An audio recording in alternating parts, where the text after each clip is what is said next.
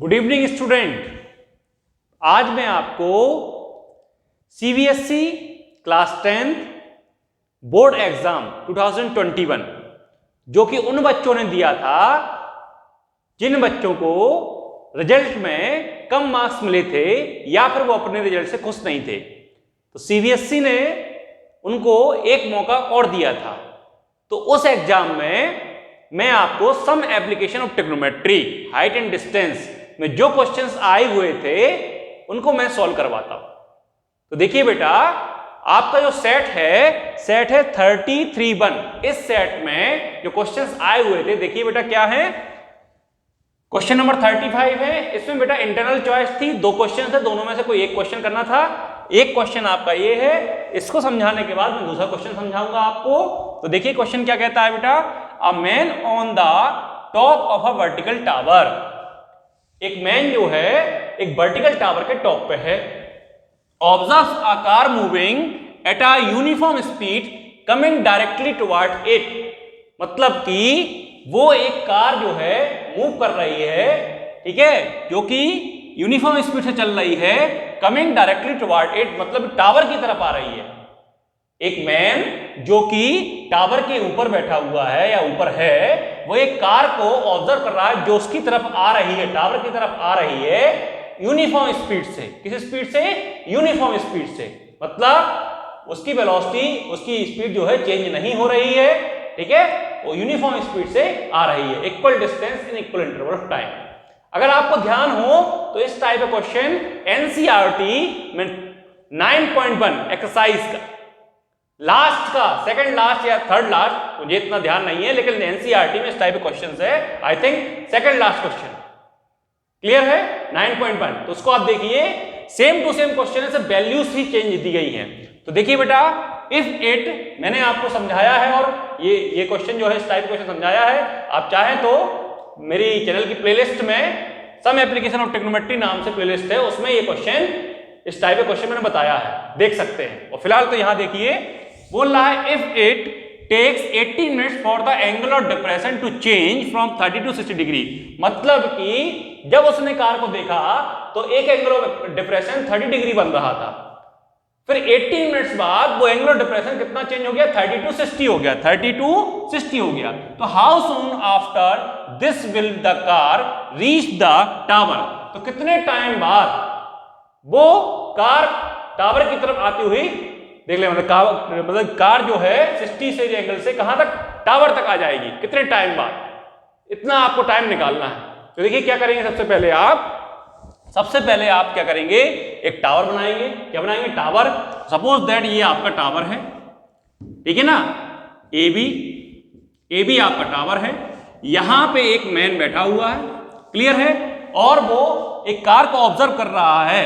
तो car suppose that आपकी यहां पे है, कहां पे? यहां पे है। तो जब ऊपर से नीचे देख रहा है तो एंगल ऑफ डिप्रेशन दिया गया है, तो ऊपर से नीचे देख रहा है, मतलब यहां पे एक हॉरिजॉन्टल लाइन बनेगी जिसको मैंने कह दिया AM। क्लियर है? अब हॉरिजॉन्टल लाइन से लाइन ऑफ साइट कहां पे? ये ऑब्जर्वर है और यहां पे ये इस पॉइंट पे कार को देख रहा है। तो पहले एंगल ऑफ एलिवेशन कितना, डिप्रेशन कितना बन रहा है? 30 डिग्री। ये एंगल ऑफ डिप्रेशन कितना बन रहा है? 30 डिग्री। क्लियर है? तो ये एंगल 30 डिग्री है, तो ये वाला एंगल भी 30 डिग्री हो जाएगा, क्योंकि अल्टरनेट दो लाइन पैरेलल हैं। ये ग्राउंड है, ये रोड है, समझ लीजिए। ये आपकी हॉरिजॉन्टल लाइन है तो पैरेलल होती हैं, तो पैरेलल में ये उल्टा जेड बन रहा है, तो ये दोनों एंगल क्या होंगे? अल्टरनेट इंटीरियर एंगल्स कहलाएंगे। तो पैरेलल लाइन ये ट्रांसवर्सल कट करे तो अल्टरनेट इंटीरियर एंगल्स इक्वल होते हैं। अब फिर उसने क्या किया, ये कार कहां आ गई? 18 मिनट्स बाद यहां पे आ गई। यहां से यहां तक टाइम कितना लग रहा है उसको? 18 मिनट्स लग रहे हैं। कितने लग रहे हैं? 18 मिनट्स। और एनसीईआरटी में जो क्वेश्चन है उसमें शायद 6 सेकंड लिखा हुआ है। क्लियर है? देख लीजिए आप बुक में। फिर देखिए यहां पे एंगल ऑफ डिप्रेशन कितना हो गया? 30 to 60। 30 to 60। बेटा आप इनको स्केल से खींचिए, क्योंकि मेरी थोड़ा सा लाइन सही नहीं बन रही है, आपकी स्केल से खींचेंगे तो लाइन सही बनेगी। तो कितना हो गया? 60 डिग्री। तो ये एंगल 60 डिग्री है, तो ये वाला एंगल भी कितना हो जाएगा? 60 डिग्री हो जाएगा। क्लियर है? अब आपसे पूछ रहा है कि इस पॉइंट, सपोज ये पॉइंट C है, ये पॉइंट D है, इस पॉइंट से टावर तक आने में कितना टाइम लगेगा, तो यहां पे आपको टाइम निकालना है। तो टाइम निकालने के लिए सबसे पहले तो आप जो है ये मान लीजिए कि ये डिस्टेंस उसने कितनी कवर की 18 मिनट्स में, x कितनी डिस्टेंस कवर की, x डिस्टेंस कवर की। अब ये डिस्टेंस आप निकाल लेंगे तो टाइम भी मिल जाएगा आपको। क्लियर है? तो क्या करेंगे, इस टावर की हाइट को मैंने मान लिया h। इस क्वेश्चन में हाइट भी पूछ सकता है इस टाइप से, लेकिन यहां पे हाइट नहीं पूछा गया है। क्लियर है? अब देखिए फिगर आपका बन गया तो क्वेश्चन आना इजी हो जाएगा, क्वेश्चन आप लगा लेंगे। तो देखिए यहां पे अकॉर्डिंग टू फिगर चलता हूं मैं, अकॉर्डिंग टू फिगर दो ट्राइंगल आपके लेना पड़ेगा, क्योंकि दो एंगल्स हैं, दो ट्राइंगल, कौन सा राइट एंगल आना चाहिए उसमें, तो A B C and A B D. तो सबसे पहले ले रहा हूं मैं ए बी सी। तो इन triangle A B C, A B C में जो एंगल बन रहा है 60 डिग्री, तो ये हाइट, ये परपेंडिकुलर, और बी सी आपका बेस, तो मैं क्या ले रहा हूं tan 60 डिग्री। तो tan 60 क्या होता है, परपेंडिकुलर अपॉन बेस, मतलब परपेंडिकुलर क्या हो गया h, और बेस क्या है बेटा BC, क्या है BC, बेस आपका क्या हो गया BC। तो tan 60 की वैल्यू क्या होती है बेटा √3 h अपॉन BC। अब मैं यहां पे क्रॉस मल्टीप्लाई, यहां मल्टीप्लाई कर दूं तो BC √3 is equal to h, ये आपका h की वैल्यू आ गई। क्लियर है? h तो आपको निकालना नहीं है, तो जो दूसरी इक्वेशन बनाने वाला हूं मैं इस ट्राइंगल से ABD से, उसमें h की वैल्यू पुट कर देंगे। क्लियर है? तो अब मैं क्या कर रहा हूं, इन ट्राइंगल, कौन सा triangle, in triangle ABD triangle में देखिए एंगल कितना बन रहा है 30, कितना बन रहा है 30, तो मैं यहां पे इस्तेमाल कर रहा हूं tan 30 डिग्री। tan 30 क्या हो जाएगा बेटा, हाइट परपेंडिकुलर अपॉन बेस क्या हो जाएगा BD, मतलब कि h अपॉन BD, और tan 30 की वैल्यू 1 अपॉन √3h। अब देखिए बेटा BD क्या होगा BC प्लस CD, मतलब कि BC प्लस CD। तो यहां देखिए मैं BD लिख रहा हूं, BD जो होगा वो BC प्लस CD के इक्वल होगा, मतलब BC प्लस CD को मैंने लेट किया है x, तो यानी क्या हो जाएगा BC प्लस x। अब मैं यहां पे क्रॉस मल्टीप्लाई करूंगा, क्रॉस मल्टीप्लाई, तो देखिए बेटा BC plus x is equal to h √3। Clear है? BC plus x equal to h √3 आ गया। अब मैं h की वैल्यू इसमें पुट कर दूंगा, h की वैल्यू इसमें पुट कर दूंगा। तो देखिए बेटा यहां पे BC plus x equal to h की वैल्यू क्या है BC √3, तो h की जगह क्या आएगा BC √3, और इंटू में √3 ऑलरेडी था। तो देखिए बेटा BC plus x is equal to BC √3 plus BC √3 into √3, √3 3 हो जाएगा, 3 इंटू BC, तो 3BC हो जाएगा। अब देखिए BC इज इक्वल टू, मतलब x is equal to, BC को उस साइड ले जाऊंगा तो 3BC क्या आ जाएगा बेटा 3BC माइनस BC, यानी कि x is equal to 2BC बचेगा, यानी कि BC की जो वैल्यू आई वो क्या आई x अपॉन 2, BC की वैल्यू क्या आई x अपॉन 2। तो ये डिस्टेंस क्या हो गया आपका x अपॉन 2, ये डिस्टेंस x था तो 18 मिनट्स लग रहा है, ये डिस्टेंस क्या हो गया उसका जस्ट हाफ हो गया, तो टाइम भी आधा लगेगा, कितना लगेगा 9 मिनट। क्लियर? तो आपका आंसर क्या आ गया 9 मिनट। क्लियर है? लेकिन अब आप इसको निकालेंगे कैसे, देखिए लिखेंगे कैसे। सबसे पहले अपन लोग कहां से, D से C में, D से C में आपका जो है स्पीड निकाल लेंगे, ठीक है ना, फ्रॉम D टू C में आपका जो है डिस्टेंस कितना है, डिस्टेंस कितना है x, और टाइम कितना लग रहा है 18 मिनट। तो स्पीड क्या हो जाएगा, स्पीड का फॉर्मूला होता है डिस्टेंस अपॉन टाइम। तो डिस्टेंस कितना है बेटा आपका x, टाइम कितना लग रहा है 18, तो इतना आपका स्पीड आ गया। स्पीड आपका आ गया काय में, मीटर पर मिनट में, ठीक है ना, किसमें आ गया मीटर पर मिनट मान लो, यहाँ पर जो भी है, ठीक है, जो भी यूनिट आप मिनट तो आएगा टाइम का। क्लियर है? तो आपका x अपॉन 18 आ गया। स्पीड कैसी है बेटा, यूनिफॉर्म, चेंज नहीं होगी। तो नाउ फ्रॉम कहां से C टू B में आप जो है डिस्टेंस क्या है, C टू B डिस्टेंस क्या है x/2, आपकी स्पीड तो वही चलेगी, स्पीड क्या है आपकी x/18, ठीक है। तो आपका टाइम का फॉर्मूला क्या होता है बेटा, टाइम का फॉर्मूला यहां देखिए, टाइम इज इक्वल टू होगा distance upon speed, distance upon speed. कैसे, speed equal to distance upon time, तो टाइम यहां पे डिस्टेंस अपॉन स्पीड, मतलब कि डिस्टेंस कितना दिया गया है, डिस्टेंस है आपका x/2 और स्पीड कितनी है x/18। तो देखिए बेटा ये डिवाइड हो रहा है तो ये पलट जाएगा, x/2 क्या हो जाएगा 18/x, तो x से कैंसिल और 2 बन जाए 2 9 जाए। तो मैंने पहले ही से बोला था कि 9 मिनट आपका आंसर आएगा। क्या आएगा आंसर, 9 मिनट। क्लियर है। तो यहां से यहां तक, यहां से यहां तक 18 मिनट लग रहे थे, यहां से यहां तक आपको 9 मिनट लगे। तो आपको मेन फोकस था कि ये डिस्टेंस आपको मिल जाए। ये डिस्टेंस आपने लेट कर ली थी, ये डिस्टेंस इससे हाफ मिली तो टाइम भी आधा लगेगा। तो आई होप ये आपको समझ में आया होगा। इसको वीडियो को रोकिए, इसको नोट कीजिए, फिर इसके जो चॉइस में जो क्वेश्चन आया था वो मैं आपको समझाता हूं। तो वीडियो को रोकिए और इसको नोट कीजिए। क्लियर।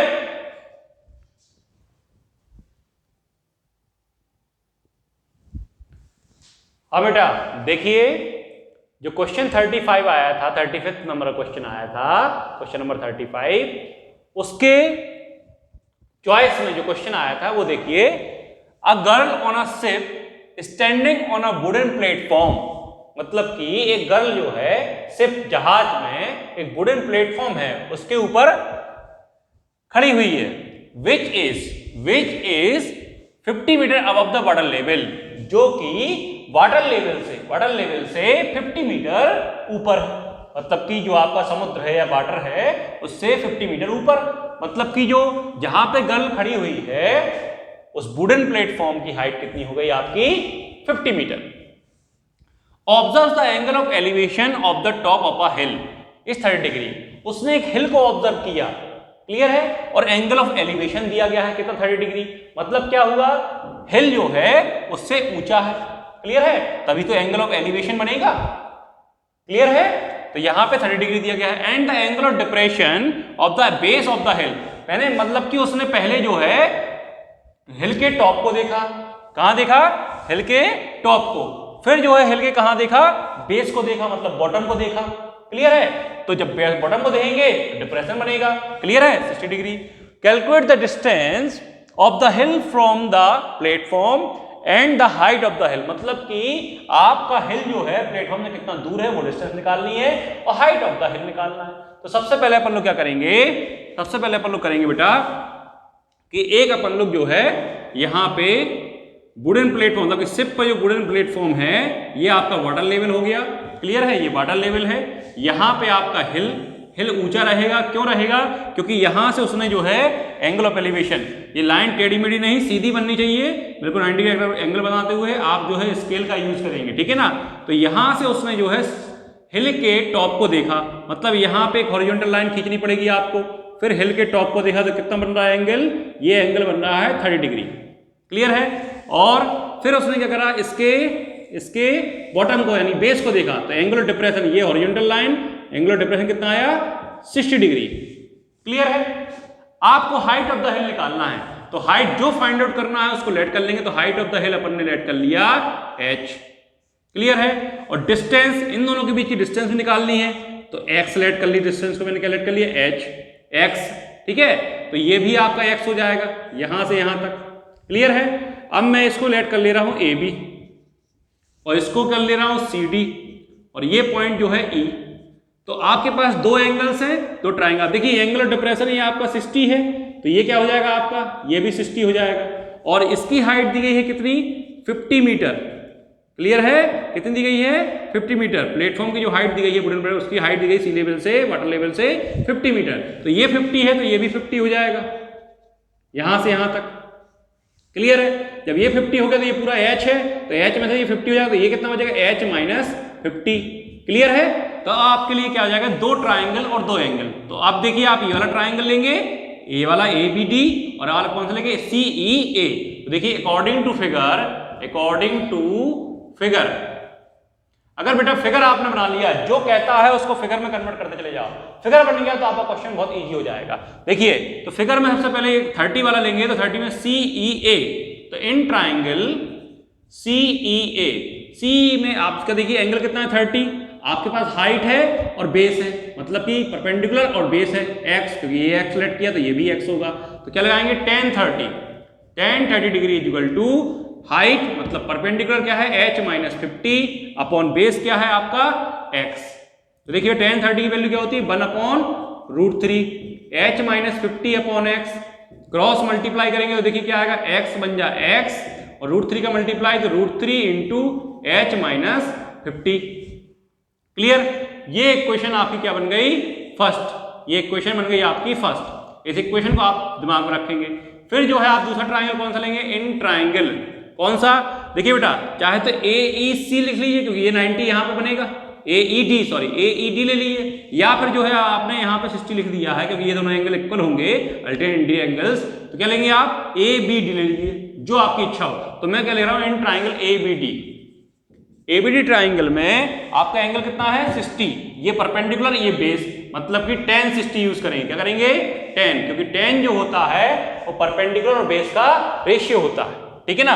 tan 60 क्या हो जाएगा परपेंडिकुलर मतलब 50 अपॉन बेस यानी 50 अपॉन x, क्या हो जाएगा 50 अपॉन x। tan 60 की वैल्यू बेटा होती है √3, 50 अपॉन x। तो देखिए बेटा x की वैल्यू यहाँ रखेंगे कितना, मतलब x से मल्टीप्लाई करेंगे √3x इक्वल टू 50, तो x क्या आ जाएगा बेटा 50 अपॉन √3, क्या आ जाएगा 50 अपॉन √3, ठीक है। आपको x भी फाइंड आउट करना था, तो देखिए बेटा 50 अपॉन √3 को मैं रेशनलाइज करके, क्योंकि √3 की वैल्यू जो है नहीं दी गई है इसलिए मैं रेशनलाइजेशन करके लिख रहा हूं। तो √3 से ऊपर नीचे मल्टीप्लाई तो क्या हो जाएगा x की वैल्यू हो जाएगी 50 √3 और √3 इंटू √3, तो इतना मीटर आपका जो है x आ गया। क्लियर है। अब जो है आपको ये h की वैल्यू और निकालनी, तो ये x की वैल्यू कौन सी वाली x की वैल्यू इतनी, ये बिना रेफरेंस ये वाली वैल्यू जो है मैं यहाँ पे रख दूंगा, ठीक है ना। तो फ्रॉम इक्वेशन फर्स्ट क्या है, x की जगह मुझे रखना है, x की जगह पे क्या रखना है 50 अपॉन √3, 50 अपॉन √3, यहाँ पे क्या है √3h माइनस 50। क्लियर है बेटा। तो √3 का मल्टीप्लाई यहाँ हो जाएगा, कितना हो जाएगा 50 √3 into √3 3h minus 50, 50 is equal to h का मल्टीप्लाई 3 में करेंगे 3h, 3 इंटू 50 तो कितना हो जाएगा 150, मतलब 50 प्लस 150 इस साइड इक्वल टू 3h, तो मतलब 3h इक्वल टू कितना हो जाएगा 200। तो h की वैल्यू क्या आई 200 अपॉन √3 मीटर। इसको बोल लो मिक्स फ्रैक्शन में चेंज करेंगे तो 3 6 जा 18, ठीक है, 2 यहाँ 3 6 जा 18 तो 2/3 मीटर। मतलब कि बेटा क्या आया आपकी हाइट क्या आई 66 2/3 एंड 2/3 मीटर, एंड जो डिस्टेंस आई वो कितनी आई 50 √3 अपॉन 3 मीटर। क्लियर है। तो आप हैंस में क्या लिखेंगे, hence height of the hill equal to 66 and 2/3 metre and distance of the hill from the platform is 50 √3 upon 3 metre. Clear है। आई होप ये क्वेश्चन आपको समझ में आया होगा। अगर ये क्वेश्चन आपको समझ में आए हैं तो इसी तरह के और भी क्वेश्चन मैं आगे की वीडियोस में डालता रहूंगा। और वीडियो अगर आपको अच्छी लग रही हो, अगर पसंद आ रहा हो मेरा समझाना, तो लाइक कीजिए और चैनल को सब्सक्राइब जरूर कर लीजिए, जिससे आपको आगे के नोटिफिकेशन मिलते रहे, और बेल आइकन का बटन दबा दीजिए। थैंक यू बेटा। वीडियो को रोकिए और नोट कीजिए।